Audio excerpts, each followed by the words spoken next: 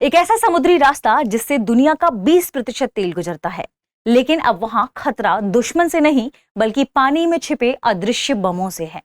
Iran ने straight of Hormuz में mine बिछाई। अब समस्या यह है कि खुद ईरान को भी नहीं पता कि वे कहां हैं। क्या ये समुद्री बारूदी जाल वैश्विक अर्थव्यवस्था को हिला सकता है?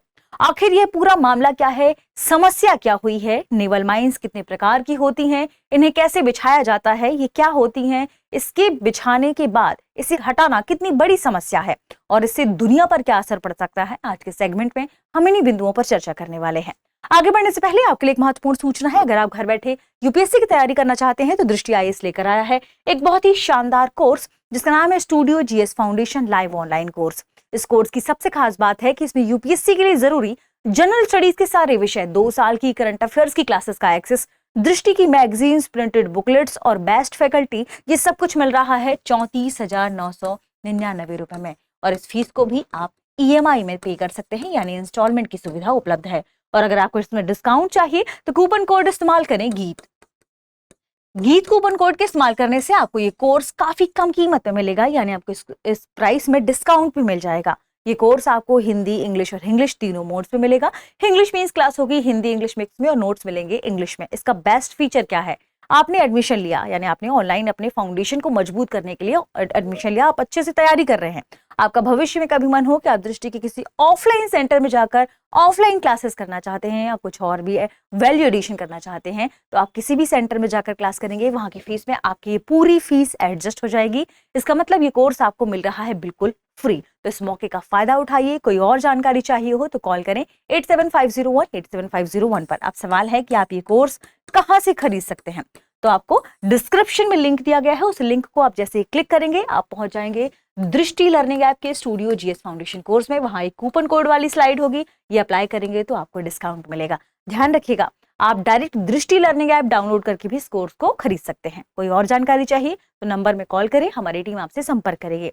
लौटते हैं हमारी खबर की तरफ। दरअसल ये खबर इतनी इंपॉर्टेंट क्यों है?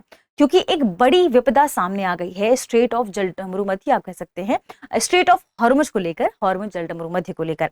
ईरान ने यूएस इजराइल हमले के बाद स्ट्रेट ऑफ हॉर्मुज यानी हॉर्मुज जलडमरू मध्य में बारूदी सुरंगें बिछाई थी, जिन्हें नेवल माइंस कहा जाता है। तो ये बिछा तो दी, समस्या ये क्या है? साथ ही उसने टैंकरों पर ड्रोन और मिसाइल हमले भी किए, जिससे यह रास्ता लगभग बंद होने की कगार पर आ गया। यह रास्ता बहुत महत्वपूर्ण है क्योंकि दुनिया के लगभग 20% तेल और ऊर्जा की जो सप्लाई है वो इसी रीजन से, इसी क्षेत्र से होती है। खासकर हम बात करते हैं जब एशिया वाले रीजन में, तो खासकर ईस्ट एशिया वाले रीजन में, क्षेत्र में। ठीक है, अब सीज फायर हो गया। सीज फायर के बाद जहाज को गुजरने की परमिशन मिली, लेकिन यहां अभी भी टेक्निकल प्रॉब्लम्स देखने को मिली। जैसे लेकिन कुछ तकनीकी दिक्कतों का हवाला दिया ईरान ने। उसने कहा क्या तकनीकी दिक्कतें हैं? इन तकनीकी दिक्कतों के कारण खुद की बिछाई हुई माइंस खुद अब ईरान ही नहीं ढूंढ पा रहा है। यानी अब खुद की बिछाई हुई माइंस ना तो वो ढूंढ पा रहा है और ना ही हटा पा रहा है, और यही सबसे असली समस्या है। समस्या के पीछे क्या कारण है हम जानते हैं। नेवल माइंस क्या होती हैं समझते हैं, इन्हें हटाना इतना मुश्किल क्यों है ये भी जानते हैं। समस्या है कि जो ईरान ने माइंस बिछाई हैं, जिन्हें उसने पूरे जलडमरू मध्य वाले कुछ खास रीजन पर बिछाई हैं, उसे उसने पूरी तरह रिकॉर्ड नहीं किया। इसका मतलब यह है कि उन माइंस को बिछाने के संदर्भ में अपने पास उसने रिकॉर्ड ही नहीं रखे कि किस रीजन में, किस क्षेत्र में उसने माइंस को बिछाया है। इसके अलावा कुछ माइंस पानी में बहकर अपनी जगह बदल चुकी हैं, तो उन्हें यह भी उसने नहीं ट्रैक किया कि कहां माइंस किस और किस क्षेत्र में जा सकती हैं। तो ये सबसे बड़ी समस्या निकलकर अभी बाहर आ रही है। इसलिए अब ईरान को खुद नहीं पता कि सारी माइन कहां हैं।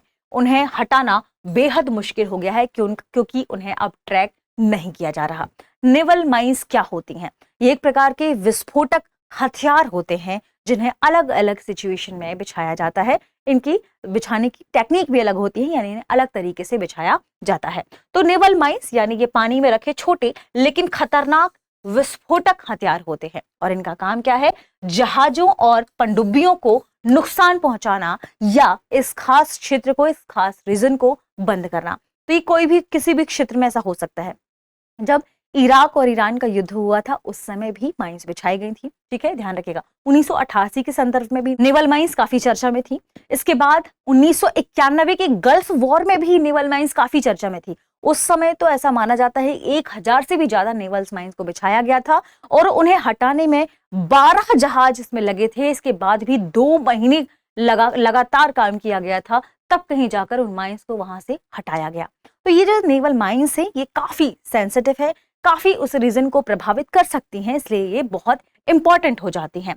इतिहास भी कहता है कि चीन ने 14वीं सदी में पहली बार इनका इस्तेमाल किया था और अब आधुनिक युद्धों में इसका व्यापक उपयोग भी किया गया। वर्ल्ड वॉर सेकेंड की बिछाई हुई माइंस के बारे में तो आज भी ये कहा जाता है कि कई ऐसे रीजन हैं जब फार्मर अपने खेत में जाते हैं तो उन्हें अभी भी वो गोला बारूद वाले क्षेत्र या छोटे छोटे बॉल, कई जगह माइंस अभी भी मिलती हैं, वो उन्हें खोजकर हटाते हैं, जिन्हें आयरन हार्वेस्टिंग कहा जाता है। क्या कहा जाता है? आयरन हार्वेस्टिंग, ठीक है।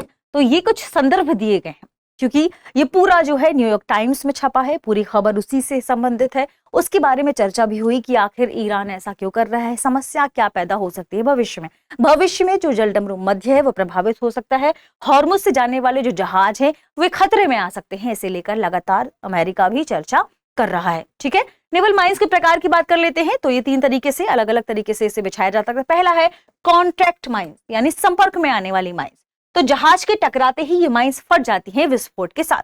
दूसरी माइंस होती है इन्फ्लुएंस माइंस, यानी इन्फ्लुएंस का मतलब क्या है कि कुछ खास टेक्निक, कुछ खास सेंसर्स इसमें लगे होते हैं और उन सेंसर के जरिए से ट्रैक किया जाता है। जैसे कहीं अलग अलग क्षेत्रों में मिल गया, दबाव की वजह से या मैग्नेटिक फील्ड की वजह से ये उन जहाजों को प्रभावित कर सकते हैं। तो इसकी बात जब की जाती है तो इन तकनीकी रूप से उन्नत वॉरहेड्स को फटने के लिए सीधे संपर्क की जरूरत नहीं होती, इसलिए कहा जाता है इन्फ्लुएंस माइंस, क्योंकि इन्फ्लुएंशन के जरिए फटती हैं, सेंसर्स वगैरह लगे होते हैं जिसमें जहाज की चुंबकीय, ध्वनिक या दबाव, भूकंपी या पानी के नीचे के जो इलेक्ट्रिक सिग्नेचर्स हैं इनको पहचान कर यह हमला करती हैं। और तीसरा है स्थिति के आधार पर, यानी जो समुद्री जल है उस समुद्री जल में स्थिति के आधार पर भी 3 प्रकार से माइंस को बिछाई जाती हैं। सबसे पहले समुद्र की जो ऊपरी सतह है उससे ठीक नीचे बिछाने वाली माइंस, दूसरी प्रकार की माइंस बीच में बिछाई जाती हैं, जल के बीचों बीच, और तीसरी बिल्कुल समुद्री तल पर स्थापित की जाती हैं। तो 3 तरीके से समुद्री माइंस को बिछाया जाता है स्थिति के आधार पर, यानी पानी में माइंस की स्थिति पर यह आधारित होता है। सबसे पहले है ड्रिफ्टिंग माइंस, जो पानी में बहती रहती हैं, बिल्कुल ऊपरी सतह पर पानी में बहती रहती है। दूसरी माइंस है मोर्ड माइंस, ये किस प्रकार की माइंस होती हैं, जिनसे रस्सी से ये बंधी होती हैं और पानी की सतह के ठीक नीचे 100 पाउंड से ज्यादा विस्फोटक शक्ति के साथ ये फटती हैं अगर जहाज या किसी उससे टकराती हैं तो। और तीसरी प्रकार की माइंस है जिन्हें बॉटम माइंस कहा जाता है, ये समुद्र तल पर टिकी होती हैं और किसी जहाज को टारगेट करने के लिए खास तौर पर इसमें सेंसर लगाए जाते हैं और इन सेंसर के विभिन्न संयोजनों के माध्यम से इसका उपयोग करते हुए किसी जहाज से टकराकर उसे आप कह सकते हैं नष्ट करते हैं। तो ये सारे इसके माइंस है। एक और माइंस आपको नोट कर लेना है, ध्यान रखिएगा, जैसे लिम्पिट माइंस कहते हैं, इसमें जो गोताखोर होते हैं वो खुद जाकर जहाज पर ही उन माइंस को चिपका देते हैं। तो अलग अलग तरीके से माइंस का उपयोग किया जाता है, इनके प्रकार हमने देखा। अब सबसे बड़ी समस्या है कि इन माइंस को हटाया कैसे जाता है। इन माइंस को हटाने की 2 प्रकार की तकनीक है, एक तो माइन स्वीपिंग कहलाती है और दूसरा है माइन हंटिंग, ठीक है। तो पहली है माइन स्वीपिंग और दूसरी है माइन हंटिंग, ठीक है। जो माइन स्वीपिंग है ये काफी पुरानी तकनीक है और या कह सकते हैं पुराना पैटर्न, जिसके माध्यम से क्या किया जाता है, ये पुरानी पैटर्न है। तो इसमें क्या जहाज में रस्सी बांधकर या उपकरण को घसीटकर माइंस को काटा जाता है। जैसे खूब सारे थ्रेड्स हैं, ठीक है, माइंस को चूंकि बिछाने के लिए तार के माध्यम से इसे नीचे बिछाया जाता है, तो खूब सारी जैसे माइंस बिछी हैं किसी रीजन में, किसी क्षेत्र में, अब जहाज में रस्सी बांधी जाती है, उस प्रकार के तार बांधे जाते हैं, उपकरण बांधे जाते हैं और उन्हें घसीट कर लेकर आया जाता है। तो घसीटने के क्रम में जो माइंस की तार है ये कट जाती हैं और इस तरीके से इन्हें ऊपर लाके फिर नष्ट किया जाता है, ठीक है, या फिर इन्हें नष्ट किया जाता है।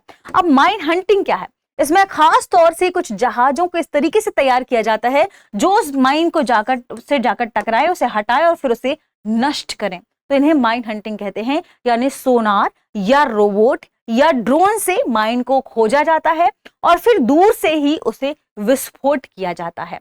जहाजों को माइन को हंट करने के लिए स्पेशली या खास तौर पर तैयार किया जाता है, इसलिए उसे कहा जाता है माइन हंटिंग। ठीक है, तो ध्यान रखिएगा।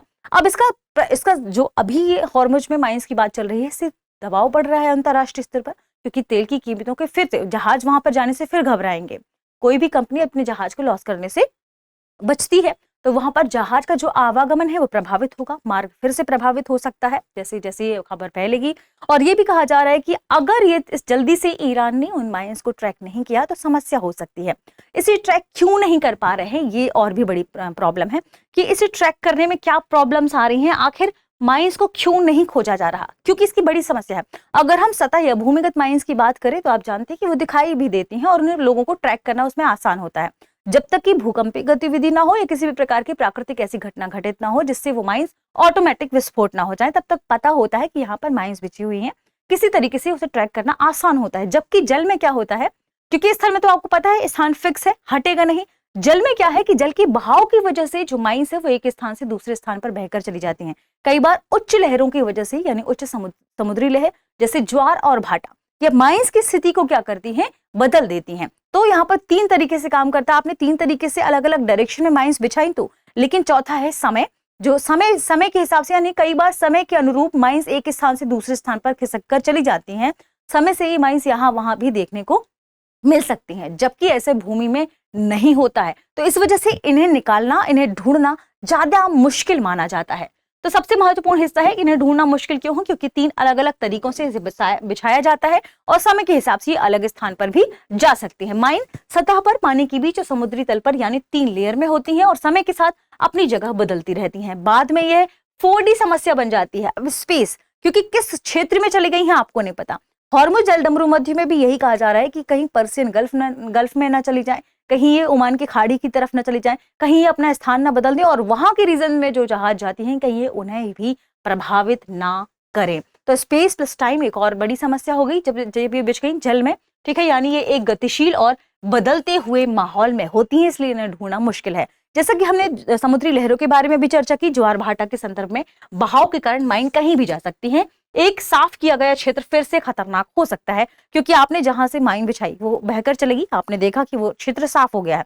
कई बार ज्वार भाटा की स्थिति हुई, वापस से बहकर वो इस रीजन में आ गई, तो साफ किया हुआ क्षेत्र फिर से सेंसिटिव हो सकता है, खतरनाक हो सकता है। तकनीकी यहाँ पर जटिलता क्या है कि कुछ माइन बहुत स्मार्ट होती हैं जो सोनार से भी नहीं पहचानी जा सकती। और चौथी बात आप कह सकते हैं, इनका रिकॉर्ड रखना काफी मुश्किल होता है, क्योंकि एक स्थान से दूसरे स्थान पर जा सकती है, यानी सही लोकेशन इनका नोट कर पाना काफी मुश्किल है। नोट ना हो, जैसे ईरान के केस में भी हुआ है, तो उन्हें खोजना और भी ज्यादा मुश्किल हो गया। तो एग्जैक्ट लोकेशन जरूरी है ताकि फ्लो का भी पता लगाया जा सके, किस फ्लो से इस दिशा की ओर ये माइन गई होगी। ठीक है, इन्हें हटाने के 2 प्रमुख तरीके हैं, जैसे कि हमने देखा माइन स्वीपिंग और माइन हंटिंग, और इन दोनों के बारे में हमने चर्चा भी की।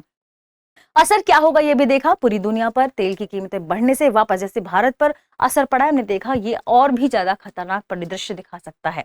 समस्या यही है।